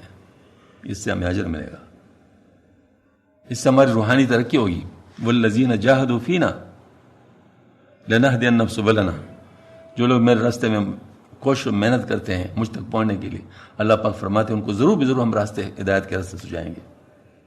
اس کے ذریعے سے تو ہمارا ماشاءاللہ سب مطلب یعنی ساری جو مفید باتیں ہمیں حاصل ہو رہی ہیں. لہٰذا ان باتوں سے بالکل گھبرانا نہیں چاہیے. میں بچہ تھا اس وقت، بچہ ہی تھا، ظاہر اسکول گوئنگ تھا شاید. تو ایک چھوٹی سی بات واللہ علم، اس کو اب میں مراقبہ سمجھتا ہوں، اس وقت تو مراقبہ کا نام بھی مجھے نہیں آتا مراقبہ کیا ہوتا ہے. لیکن ایک کیا تھا، کام کیا تھا. وہ کام کیا تھا، میں نے سوچا کہ میں جو بھی کام کرتا ہوں تو یا وہ اچھا ہوگا یا برا ہوگا. اچھا کام بھی کروں گا یا برا کام کروں گا. اچھا دنیا میں اچھے لوگ بھی ہیں، برے لوگ بھی ہیں. تو اگر اچھا کام کروں گا تو اچھے والے اس کو اچھا کہیں گے اور برے والے اس کی مخالفت کریں گے، اور برا کام کروں گا تو برے والے اس کی سپورٹ کریں گے، اچھے والے اس کے مخالف ہوں گے، وہ کہیں گے بھائی غلط بات ہے. تو اس کا مطلب مخالفت تو ہر صورت میں ہے. یہ بات تو نہیں ہے نا کہ ہر وقت مجھے سپورٹ ہی ملے، ہر صورت میں مخالفت تو ہے. ایک میں اچھوں کی مخالفت ہے، دوسرے میں بروں کی مخالفت ہے. تو مجھے کون سی مخالفت مول لینی چاہیے؟ بروں کی مخالفت مول لینی چاہیے، اچھوں کی مخالفت مول لینی چاہیے؟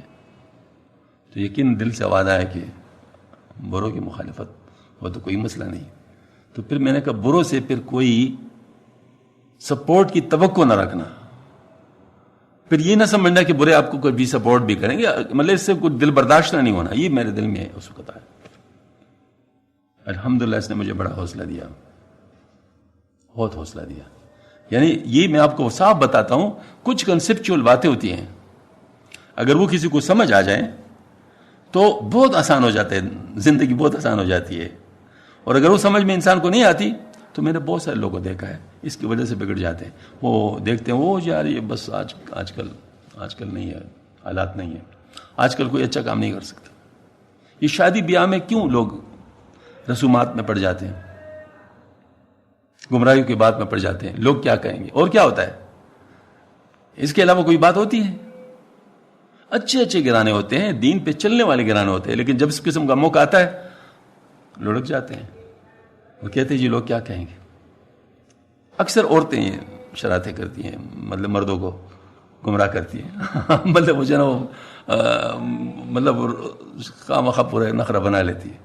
ہاں جی, تو یہ کیا ہے, یہ ظاہر ہے اپنے آپ کو ہی نقصان دے رہے. مجھے یاد ہے اس وقت یہ مسجد سے اکبر کے پاس ہم ٹہرتے تھے اور نماز کا وقت تھا اور شادی کا وہ ہوتا ہے نا, وہ اس کو ہم کہتے ہیں وہ پتہ نہیں بینڈ باجے کے ساتھ پتہ نہیں وہ گزر رہے تھے. تو ان کے ایک آدمی باہر آیا مسجد سے, خدا کے بندوں ابھی مسجد نماز ہو رہی, تم اس وقت ان کے ساتھ الجھ پڑے, لڑ پڑے, باقاعدہ لڑائی ہوئی. اس وقت شیطان ان کے ساتھ ایسا مسلط تھا ان کے اوپر کہ اس وقت حق کی دعوت کو قبول کرنے کی ان میں صلاحیت ہی نہیں تھی. ان ممکن بعد میں پشیمان ہو چکے ہو, یہ نہیں کہ مطلب یہ کہ وہ مطلب ہمیشہ کے لیے, لیکن اس وقت وہ ایسے ریجڈ ہو گئے کہ نعوذ باللہ من ذالک قریب تک کہ کوئی کلمہ کفر ان کی زبان سے نکل جائے. یہ بھی ممکن تھا. اگر ان کو آپ کوئی اللہ کی بات بتاتے ہیں نا کہ بھئی اللہ سے ڈرو, تو ان ممکن ہے کوئی ایسی بات کہہ دے جس سے کافر ہو جاتے, تو ایسے وقت میں پیچھے ہونے میں فائدہ ہوتا ہے کہ بھئی کم از کم کافر تو نہ ہو جائے نا, اس سے تو بچ جائے نا. تو یہ چیز جو ہے نا میں اس لیے عرض کرتا ہوں کہ یہ بہت ہی زیادہ ہم لوگوں کے لیے سوچنے کی بات ہے کہ ہم جس معاشرے میں رہ رہے ہیں, جس طرح بھی معاشرہ جا رہا ہے, اس میں سب سے پہلے اپنے آپ کو بچاؤ. پہلا کام تو ہمارا یہ ہونا چاہیے, اپنے آپ کو بچاؤ. دوسرے کے بعد میں ہے, پہلی اپنی بات ہے. جب تک اپنے آپ کو نہیں بچاؤ گے دوسروں کو کیا بچا سو گے. میں اکثر ایک مثال دیتا ہوں, ہم جب باہر جاتے ہیں کہیں پر تو وہاں پر جو ایئر ہوسٹس وغیرہ ہوتے ہیں یا جو ہوتے ہیں مطلب لوگ اسٹیوارڈ, تو وہ باقاعدہ ایک پریزنٹیشن دیتے ہیں کہ کیا کیا ہو سکتا ہے اور کیا کیا کرنا ہے. تو اس میں ایک سجیشن یہ بھی ہوتی ہے کہ اگر تمہارے سامنے وہ گر جائے نا, مطلب آکسیجن کا وہ, اور آپ کے پاس کوئی انفینٹ ہے, بچہ ہے, تو سب سے پہلے اپنے آپ کو لگاؤ, پھر اس کے لگاؤ, پھر اس کے بعد لگاؤ. تو اس پہ میں سوچنے پڑ گیا کہ میں نے کہا دیکھو یہ کیا کہہ رہے ہیں. تو پتہ چل گیا کہ اس میں مطلب بڑی زبردست بات ہے کہ اگر تم اپنے آپ کو نہیں لگاتے ہو اور اس کو پہلے لگاتے ہو, اس دوران میں تم بے ہوش ہو گئے تو تم بھی گئے, وہ بھی گیا, دونوں چلے گئے. اور اگر آپ نے اپنے آپ کو لگا دیا تو خود بھی بچ گئے اور اس کے لیے تم بچ گئے ہو نا, کم از کم پھر اس کو سپورٹ تو کر سکتے ہو نا, کچھ بچا تو سکتے ہو نا, کوشش تو کر سکتے ہو. تو اس میں یہ حکمت ہے. اگر تم خراب ہو گئے تو پھر دوسروں کو کیا بچاؤ گے. اس وجہ سے سب سے پہلے اپنے آپ کو بچاؤ. یہ بہت اہم نسخہ ہے. ایک دفعہ ایک جلسے میں سارے لوگ کھڑے ہو گئے کسی وجہ سے, واللہ عالم کیا بات تھی, کوئی شور سا ہو گیا اور لوگ کھڑے ہو گئے. اب جلسے والوں کو بڑی پریشانی ہوئی, یہ کیا ہو رہا ہے. تو وہاں سے مسلسل ایک آواز آ رہی تھی لاؤڈ سپیکر پر, بزرگ اور دوستو اپنے آپ کو بٹھاؤ, کسی اور کو نہ بٹھاؤ. بزرگ اور دوستو اپنے آپ کو بٹھاؤ, کسی اور کو نہ بٹھاؤ. بزرگ اور دوستو اپنے آپ کو بٹھاؤ, کسی اور کو نہ بٹھاؤ. سارا مجمع 5 منٹ کے اندر بیٹھ گیا. تو میں نے کہا کہ یہ اس نعرے کی کرامت ہے. اگر نعرہ یہ ہوتا کہ اب لوگوں کو بٹھاؤ تو سارے لوگ کھڑے ہو کر دوسروں کو بٹھاتے ہیں, تو کیا لوگ بیٹھ جاتے؟ سارے لوگ کھڑے رہتے. ہاں جی. اب اس وقت صورتحال یہ ہے کہ مطلب ہم لوگ بھی دوسروں کو ٹھیک کرتے اپنے آپ کو, یا دوسروں میں جو چیزیں ہم چاہتے ہیں وہ جرم ہمارے اندر موجود ہوتے ہیں. میں مثال دیتا ہوں, یہ ہمارے گاڑیاں جو پارک کرتے ہیں, راستوں میں پارک کرتے ہیں, کسی گھر کے سامنے پارک کیا, تو وہ نہیں سوچتا کہ میں کسی کا راستہ روک رہا ہوں. ہاں جی. اگر خود اس کے گھر کے سامنے گاڑی پارک ہو جائے تو یہ کیا کہے گا؟ معاف کر لے گا؟ لڑائی کرے گا، سخت لڑائی کرے گا، حالانکہ خود یہ کام یہ کر رہا ہے. بھئی اگر تم کسی چیز پہ خفا ہوتے ہو، ناراض ہوتے ہو، تو دوسروں کے لیے بھی یہ سوچو نا کہ اس کا بھی تو یہ حال ہوگا. یقین جانے جب کبھی ایکسیڈنٹ ہوتا ہے یا کوئی آپس میں حادثہ ہوتا ہے تو جو ظالم ہوتا ہے سب سے زیادہ چیختا وہی ہے، شور کے ذریعے سے اپنے آپ کو بچاتا ہے. چور مچائے شور، وہ پالیسی آج کل. ہاں جی، تو اس کا مطلب یہ ہے کہ یہ جو ہے نا آج کل یہ معاملہ ہے کہ دوسرے کے اوپر ہی سب کچھ ڈالا جاتا ہے، خود اپنے آپ کی پرواہ نہیں کی جاتی. حالانکہ طریقہ کیا ہے بھئی؟ آخرت کا معاملہ ہے، دنیا کا معاملہ نہیں ہے.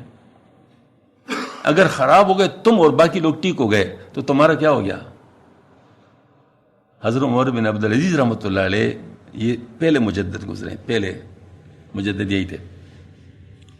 ان کو ایک بدو نے نصیحت کی، ارے بدو نے کہا عمر یاد رکھو تمہارا کیا حال ہوگا اس وقت جب لاکھوں لوگ تیری وجہ سے جنت میں چلے جائیں گے اور تو جہنم چلا جائے. تو بیچارے ہل گئے. لاکھوں لوگ تمہاری وجہ سے جنت میں چلے جائیں اور تو خود جہنم چلے جائے. یہ جو ہے نا یہ بات ممکن ہے.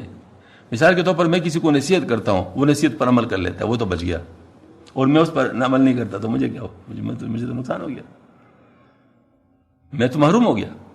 تو اس وجہ سے مطلب یہ ہے کہ ہم لوگوں کو کیا کرنا چاہیے؟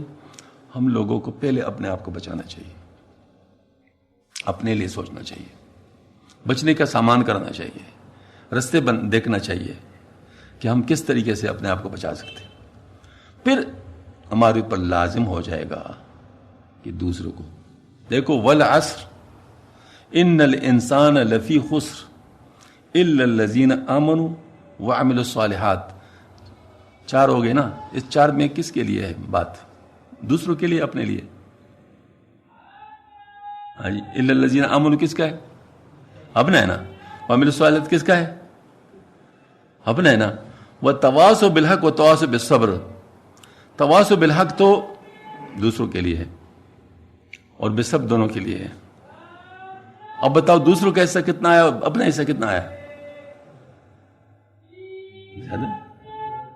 تو اس وجہ سے ہم لوگ کو اپنے آپ کا زیادہ سوچنا چاہیے کہ میں بچ جاؤں، میں جو ہے نا مطلب ہے کہ کہیں خراب نہ ہو جاؤں. اور یہی اصول ہے، اگر کسی اور کو بھی بچانا چاہتے ہو تو پہلے اپنے آپ کو بچاؤ، اس کے علاوہ اور کوئی راستہ نہیں ہے. ہمارے بزرگوں نے یہی طریقہ اپنایا ہے. ہمارے بزرگ یہی فرماتے تھے، پہلے اپنی اصلاح کرواؤ، پھر جب تجھے دوسروں کی اصلاح کے بارے میں کہا جائے پھر اس وقت وہ یہ کرو، پھر یہ کرو، اور اس سے ماشاءاللہ پھر فائدہ ہوگا. ورنہ کیا ہوگا؟ وہ دور تو گیا نا جب انسان کسی کو دعوت دیتا تھا اس کو اپنے سے بڑا سمجھ کے دعوت دیتا تھا. وہ دور تو چلا گیا. اب کیا ہوتا ہے؟ اب دوسروں کو دعوت دیتے وقت کیا احساس ہوتا ہے؟ ہاں جی، وہ تو معاملہ خراب ہو جاتا ہے. جس حالت میں بھی آپ دوسروں کو کسی کو اپنے سے کم سمجھ رہے ہو وہ معاملہ خراب ہو گیا. ہاں جی، تو لہٰذا اس وقت طریقہ کار یہی ہے، اس کے علاوہ ہمارے پاس کوئی راستہ نہیں ہے. اور وہ یہ ہے کہ سب سے پہلے اپنے آپ کو بچاؤ، اپنے آپ کے بچانے کا بندوبست کر لو، اس کے لیے طریقہ کار اپناؤ. پھر ماشاءاللہ ان کی نگرانی میں جو کام تجھے سونپے وہ کرتے جاؤ، پھر انشاءاللہ العزیز مسئلہ نہیں ہوگا، اللہ تعالیٰ کی مدد ساتھ ہوگی. تو یہ بات میں عرض کرنا چاہتا ہوں. تو بہرحال یہاں جو مطلب الحمدللہ بات ہوئی، اس بات کے لیے میں دوبارہ آپ سے مطلب پھر عرض کروں گا واپس ہی کہ اللہ پاک فرماتے ہیں، یا ایھا الذین آمنوا اتقوا اللہ ولتنظر نفس ما قدمت لغد واتقوا اللہ ان اللہ خبیر بما تعملون. اے ایمان والو، اللہ سے ڈرو. چاہیے کہ ہر شخص خود دیکھ بھال لے کے کل کے لیے کیا بھیج رہا ہے، اور اللہ سے ڈرو، بے شک اللہ تعالیٰ جو تم کچھ کرتے ہو اس سے اچھی طرح واقف اور خبردار ہے. اللہ تعالیٰ کو کوئی دھوکہ بھی نہیں دے سکتا، اللہ تعالیٰ سے کوئی چیز کو چھپا بھی نہیں سکتا. ہاں جی، لہٰذا اللہ کے ساتھ معاملہ ستھرا رکھو. میں کیسے عرض کرتا ہوں، مطلب اخلاص بھی اس میں شامل ہے، کیونکہ جو لوگ اللہ تعالیٰ کے ساتھ اپنا معاملہ درست رکھتے ہیں وہ سبحان اللہ اخلاص ہی کا معاملہ ہوگا. کیونکہ جو کام صرف اللہ کے لیے ہوگا تو اخلاص نہیں ہے تو اور کیا ہے؟ تو یہ بات ہے کہ یعنی ہم لوگ یہ کریں کہ اللہ تعالیٰ کے ساتھ اپنا معاملہ درست رکھیں، آخرت کو درست کرنا ہمارا مطمع نظر ہو، اور جو کام ہمیں کہا گیا وہ ہم کریں، شریعت پہ چلنا، یہی بات ہے۔ اب آخر میں 2 منٹ میں عرض کرتا ہوں کہ شریعت پر چلنے کا حکم ہے، لیکن شریعت پر ہم چلیں گے کیسے؟ تو شریعت پر چلنے میں جو چیز رکاوٹ ہے اس کو دور کرنا ہے۔ جب آپ اس کو دور کر لیں گے خود بخود آپ شریعت پر چل سکیں گے۔ مثال کے طور پر آپ کے ہاتھ پیر کسی نے باندھ لیے اور آپ کو جانا ہے راستے پر، تو راستے پر آپ جا نہیں سکتے، تو کوئی کہتے بھائی چلو، آپ کہتے میں کیسے چلوں، میرے راستے میرے ہاتھ پیر باندھ دیں گے، میں کیسے چلوں، یہ کھولو تو میں جاؤں۔ تو اس کا مطلب جو رکاوٹ ہے اس کو دور کرنا پڑتا ہے۔ تو رکاوٹ کیا ہے؟ وہ ہمارا نفس ہے، نفس امارہ ہے۔ لہٰذا نفس امارہ کو نفس مطمئنہ میں تبدیل کرنا یہ ہماری ڈیوٹی ہے۔ اس کے لیے ہمیں مشائخ کے پاس جانا ہوتا ہے، صرف یہی نیت لے کر۔ مشائخ کے پاس کسی اور نیت کے لیے نہ جاؤ بھائی، جس دوسری نیت کے لیے جا رہے ہو نا، وہ اللہ تعالیٰ نے بہت آپ کے لیے رستے کھولے ہوئے ہیں، جیسے میں نے تہجد کے وقت کا بتا دیا۔ اکبر بادشاہ کے پاس ایک آیا، اس کا دوست، پرانا دوست آیا، تو اس وقت اکبر عبادت کر رہا تھا، تو لوگوں نے روک دیا، جی آپ یہاں تشریف رکھے، ابھی ہم بادشاہ سلامت عبادت کر رہے ہیں۔ خیر بیٹھ گیا، جب فارغ ہو گئے تو انہوں نے اطلاع کر دی، اچھا آ جاؤ۔ گئے تو انہوں نے کہا کہ کیا بات ہے؟ انہوں نے کہا حضرت پہلے آپ یہ بتائیں کہ آپ کیا کر رہے تھے؟ انہوں نے کہا میں دعا مانگ رہا تھا اللہ تعالیٰ سے۔ کس لیے مانگ رہے تھے؟ کہ میرے جو میرا آئے ہے وہ سلامت رہے اور امن و امان رہے اور پریشانیاں دور ہو جائے اور یہ ہو جائے، میں اللہ پاک سے یہ مانگ رہا تھا۔ تو انہوں نے کہا بالکل ٹھیک کر رہے تھے۔ تو انہوں نے کہا آپ کیسے آئے تھے؟ کہتے آیا تو تھا، آپ سے کوئی کام تھا، لیکن اب آپ سے نہیں کہنا، اب اسی کہہ دوں گا جسے تو کہہ رہا تھا، اب اس سے کہہ دوں گا جس سے تو کہہ رہا تھا۔ مجھے پتہ ہے آپ کسی بھی بزرگ کے پاس جاؤ گے تو بزرگ نے کس سے کہنا ہے؟ اللہ سے کہنا ہے۔ تو کیا اللہ کا دروازہ آپ پر بند ہے؟ ہاں جی، اللہ کا دروازہ تو آپ کے لیے کھلا ہے۔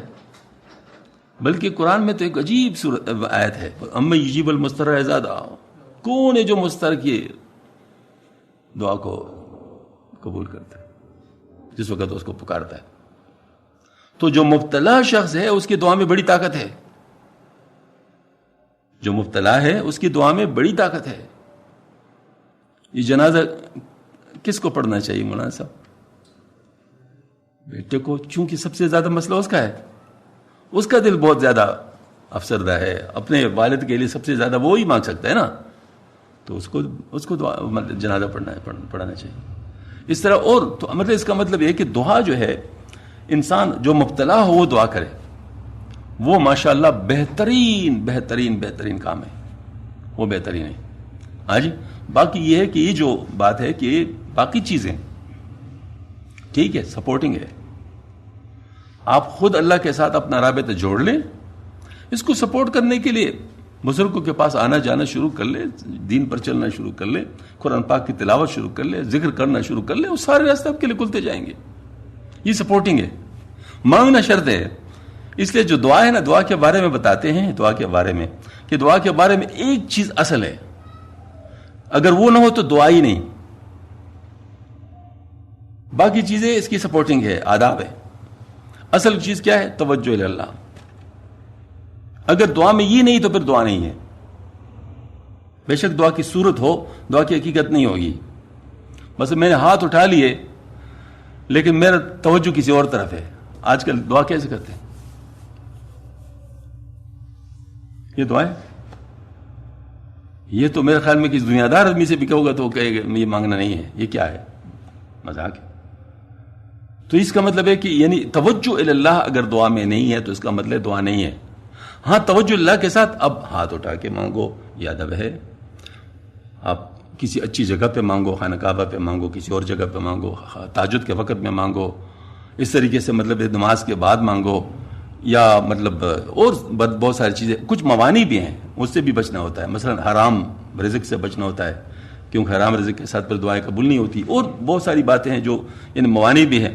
تو اس کا مطلب ہے کہ ان تمام چیزوں کو جو ہم کرتے ہیں یہ ہمارے پورے دعا کے نظام کو مضبوط کر رہے ہیں۔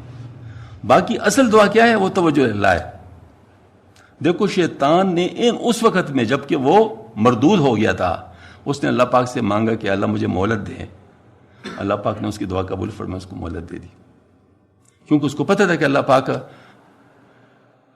فیصلے جذبات کے ذریعے سے نہیں کرتے، اپنے ارادے سے کرتے. تو اسی طریقے سے ہم لوگ بھی کہیں بھائی اللہ پاک سے ہر وقت مانگو. مثال کے طور پر میں اچھا نہیں ہوں اور دعا کی کنڈیشن میری اچھی نہیں ہے، تو میں کیا مانگوں؟ میں نے کہا اللہ میرے حالت اچھی کر دے تاکہ میں تجھ سے صحیح حالت میں مانگ سکوں. یہ بھی تو اللہ ہی سے مانگوں گا نا. تو اس طرح مطلب یہ ہے کہ ہم لوگ اللہ پاک سے مانگنا سیکھیں اور اپنے مسائل اللہ پاک سے حل کروائیں. اس کے لیے آپ کو در در پھرنے کی ضرورت نہیں ہے. ہاں، در در پھرنے کی ضرورت کس لیے؟ اپنی اصلاح کے لیے. وہ ہے ہمارے حضرت پیبا رحمۃ اللہ علیہ سوات میں پیدا ہوئے اور کہاں پر گئے؟ اجمیر شریف گئے، وہاں پر اپنی اصلاح ہوئی ان کی. اس طرح خواجہ معین الدین چشتی میر احمد صاحب کی کہاں پر ہوئی؟ ہاں جی، اس طرح مطلب ہے کہ حضرت علی اجمیر احمد صاحب کی کہاں پر ہوئی اور کہاں پر آیا. یہ بات ضرور ہے، اس کے لیے جاؤ، اس کے لیے بڑے بڑے سفر لوگوں نے کیے ہیں، یہ سفر کی چیزیں ہیں. لیکن یہ نہیں ہے کہ ہم جو ہے نا ہم کہیں کہ بھائی اللہ پاک ہماری نہیں سنتا. نعوذ باللہ من ذالک. یہ فکرہ ہی غلط ہے، یہ سوچ ہی غلط ہے. اس بات سے تو توبہ کرنا چاہیے کہ مطلب یہ ہے کہ اللہ پاک ہمارے نہیں سنتا. انا للہ و انا الیہ راجعون. ایسا بالکل نہیں ہے. فادعونی استجب لکم، یہ حکم عام ہے، یعنی اس میں اللہ پاک نے تخصیص نہیں کی کہ فلاں کے لیے ہے اور فلاں کے لیے نہیں ہے. یہ عام ہے، فادعونی استجب لکم. اس وجہ سے اللہ پاک سے ہر حال میں مانگو. اور سب سے بڑے مانگنے کا ذریعہ جو ہے نا کیا ہے؟ وہ نماز ہے. واستعینوا بالصبر والصلاۃ. نماز کے ذریعے سے اور صبر کے ذریعے سے مجھ سے مانگو. تو نماز ہمیں اللہ پاک نے 5 وقت دیا ہے. اب 5 وقت اس میں سورہ فاتحہ پڑھتے ہیں. اور ہماری سب سے اہم ضرورت جو دنیا کی ہے وہ ہدایت ہے. سب سے اہم ضرورت، اس سے بڑی ضرورت ہماری دنیا کی نہیں ہے. ٹھیک ہے اور بھی ہیں، لیکن سب سے بڑی ضرورت یہی ہے کہ ہمیں ہدایت مل جائے. ہدایت مل جائے تو کوئی دنیا کی کچھ بھی نہ مل جائے پھر بھی انسان کامیاب ہے. ہدایت نہ ملے، ساری چیزیں مل جائے، انسان ناکام ہے. تو اللہ پاک نے سورہ فاتحہ جو کہ ہر رکعت کے اندر اللہ پاک نے واجب قرار دیا ہے، ہاں جی، اس میں کیا ہے؟ اس میں کیا مانگتے ہیں؟ ایاک نعبد و ایاک نستعین اہدنا الصراط المستقیم صراط الذین انعمت علیہم غیر المغضوب علیہم ولا. مجھ سے ایک خاتون نے مطلب واٹس ایپ پر پوچھا کہ میں اللہ پاک کی رضا حاصل کرنا چاہتی ہوں، میں کیا کروں؟ بڑا سوال ہے. مجھے خوشی ہوئی کیونکہ ظاہر ہے یہ تو ایسے لوگ تو بہت کم ہیں آج کل جو اس کے لیے پوچھے ہیں. ہاں جی، تو مجھے خوشی ہوئی اور ماشاءاللہ خوش بھی ہو گیا.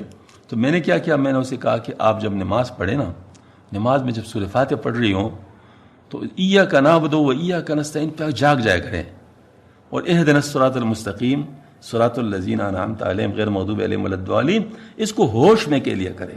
یعنی تجھے جاننا چاہیے کہ میں کس سے مانگ رہی ہوں اور کیا مانگ رہی ہوں. یہ دونوں باتیں آپ کو معلوم ہونا تو اللہ پاک بہت کریم ہے، آپ کے لیے راستے بنا دے گا. مطلب یہ کوئی مطلب اس کے لیے مشکل نہیں ہے. اللہ تعالیٰ آپ کے لیے راستے بنا دے گا. اس نے کہا بالکل میں سمجھ گئی، میں ایسے ہی کروں گی. بس یہی بات ہوتی ہے. ہمارا کام کیا ہے؟ صرف بتانا ہے، سمجھانا ہے. باقی عمل تو انسان اپنا اپنا کرتا ہے. انسان یہ تو نہیں ہو سکتا کہ آپ کسی کو کندھے پہ سوار کر کے جو عمل. یہ ویسے میں معافی چاہتا ہوں، یہ عامل لوگوں نے تو اس قسم کے لوگوں کے ماحول بنا دیے نا کہ وہ کہتے ہیں بس ہم تمہارے سارے کام کر دیں گے، بس تم ہماری جیب بھر دو، پھر اس کے بعد باقی سارا کام ہم تمہارا کر دیں گے. اور دوسرا ہم اس طرح پیر لوگ بھی اس طرح ہیں موجود، کہتے بس جی ہم آپ کو جنت پہنچا کے رہیں گے. بھائی جنت کیا، تم خود پہنچاؤ پہلے، اس کے بعد پھر دیکھو گے. پھر دوسروں کو پہنچا سکتے ہو نہیں پہنچا سکتے، سب سے پہلے اپنا انتظام تو کرو. ہاں جی، تو یہ ہے کہ یہ باتیں بڑی عجیب باتیں ہیں، لیکن ہیں آج کل یہ باتیں ہیں کہ لوگ اس طرح باتیں کرتے ہیں. تو بہرحال اس سے لوگوں کے دماغ خراب ہو گئے. وہ لوگ ایسی چیزیں چاہتے ہیں، ایسی چیزیں چاہتے ہیں، ایسے پیر چاہتے ہیں، ایسے مولوی چاہتے ہیں، ایسے عامل چاہتے ہیں. تو ایسے لوگ کے لیے ہم معذور ہیں، ہم سے معذور ہیں. ہم سے وہ کہتے ہیں بھائی ہمارے پاس کچھ نہیں ہے، آنا ہے ہمارے پاس ان چیزوں کے علاوہ تو کسی اور کے پاس جاؤ. آج ہم اس میں معذور ہیں. لیکن یہ والی بات ہدایت کے لیے، اصلاح کے لیے، اصلاح ہم نہیں کرتے، ہدایت ہم نہیں دیتے، ہدایت اللہ دیتا ہے، اصلاح بھی اللہ پاک ہی کرتا ہے. لیکن اللہ پاک نے رستہ اس طرح بنایا جیسے علم ہے. علم کون دیتا ہے؟ اللہ ہی دیتا ہے. لیکن کس کے ذریعے سے دیتا ہے؟ استاد کے ذریعے سے دیتا ہے. تو آپ استاذ کے پاس جائیں گے تو آپ کو علم ملے گا نا, کتاب پڑھیں گے تو علم ملے گا نا. تو اسی طرح ہدایت بھی اللہ ہی دیتا ہے اور اصلاح بھی اللہ پاک ہی کراتا ہے, اس کے لیے ایک نظام اللہ نے بنایا ہوا ہے. تو اس نظام کے لیے اللہ پاک نے جو نظام بنایا ہوا ہے, بزرگوں نے ہماری تشکیل کر دی کہ نہیں تم لوگوں نے اس طرح بیٹھنا ہے, تم لوگوں نے اس طرح بیٹھنا. ہمارے شیخ مولانا اشرف صاحب رحمۃ اللہ تعالیٰ حضرت کے درجات بلند فرمائے. یا کریم یا کریم. حضرت کو جب شاہ عبدالعزیز دواجو رحمۃ اللہ علیہ نے اجازت دی تو حضرت نے ان سے فرمایا کہ بیٹا کوئی بھی اللہ اللہ کا نام سیکھنے آئے تو ذرا بر بھی انتظار نہ کرنا, فوراً بیعت کر لیا کرو. تو حضرت نے عرض کیا کہ حضرت یہ کیسے بات ہے؟ حضرت تانوی رحمۃ اللہ تو بیعت کے لیے بڑی شرطیں لگاتے تھے, پھر بھی بعض دفعہ کہتے کہ آپ کو میں بیعت سے کرنے سے معذور ہوں, تو آپ تو مجھے فرماتے ہیں کہ فوراً بیعت کر لیا کرو, یہ کیسے بات ہے؟ تو حضرت نے فرمایا وہ بیعت سلوک تھا, یہ بیعت ایمان ہے. آج کل ایمان پہ بڑا مسئلہ بنا ہوا ہے. اگر آپ نے ان کو بیعت نہیں کیا, وہ کسی بھی ایمان کے پاس چلے گیا تو پھر کیا ہوگا؟ اس کا ایمان اگر ضائع ہوگا تو اس کا ذمہ دار کون ہوگا؟ لہٰذا آپ اس کو بیعت کر لیں تاکہ کم از کم ایمان تو اس کا بچ جائے نا. اور بالکل ایسی بات ہوئی کہ میں نے بھی ایک موقع پہ ارادہ کیا کہ اب بیعت نہیں کروں گا, بس بہت ہو گیا. اس کا مطلب ہے کہ مسئلہ ہو جاتا ہے, تربیت کے لیے بھی تو وقت چاہیے ہوتا ہے, ایسا تو آسان بات تو نہیں ہے. تو میں نے کہا اگر پھر نہیں ہو سکے گا تو پھر کیا ہوگا؟ تو میں نے ارادہ کیا کہ اب اس کے بعد بیعت نہیں کروں گا. تو ہمارے حضرت کی زیارت ہو گئی ایک صاحب کو, تو حضرت نے فرمایا اس کو کہو کہ بیعت کرنا نہ چھوڑے, کم از کم ایمان تو رہے گا نا ان کے پاس, ایمان تو نصیب ہوگا نا ان کو. بالکل وہی بات جو حضرت نے اپنے شیخ سے سنی تھی, مجھے بھی الحمدللہ حضرت نے منتقل فرما دی. مقصد میرا یہ ہے اس وقت ایمان اور اصلاح یہ دو باتیں ہیں, اسی کے لیے ہم لوگ مطلب ظاہر کوشش محنت کر سکتے ہیں. باقی چیزیں اللہ پاک کے پاس ہے, ہم بھی وہی طریقہ بتاتے ہیں جو ہمیں بزرگوں نے بتایا ہوا ہے, کسی کو اپنی طرف سے کوئی اور طریقہ نہیں بتا سکتے. البتہ یہ ہے کہ جتنا جتنا آپ میں اخلاص آتا جائے گا, تقویٰ آتا جائے گا, آپ کی دعاؤں کی قبولیت کا راستہ مزید وسیع ہوتا جائے گا, مزید بڑھتا جائے گا. اس لیے اخلاص ہی میں تمام خیر موجود ہے اور اسلام میں ہی سارے نظام موجود ہے. اللہ تعالیٰ مجھے بھی نصیب فرمائے, آپ کو بھی. وآخر دعوانا الحمدللہ رب العالمین. ربنا تقبل منا انک انت السمیع العلیم وتب علینا انک التواب الرحیم. سبحان ربک رب العزۃ عما یصفون وسلام علی المرسلین والحمد للہ رب العالمین برحمتک.